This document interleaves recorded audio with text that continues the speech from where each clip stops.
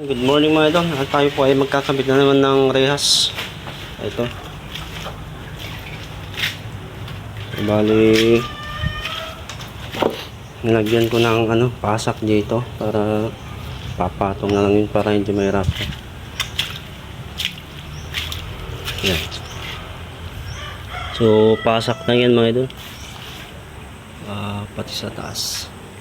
Tapos dadagdagan mamaya dito.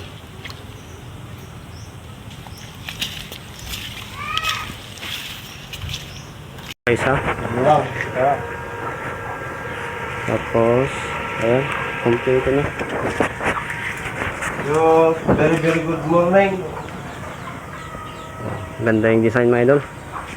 Simpleng design. Napintas no, ada yun. Oh. Sila nga ay pabo style pabo.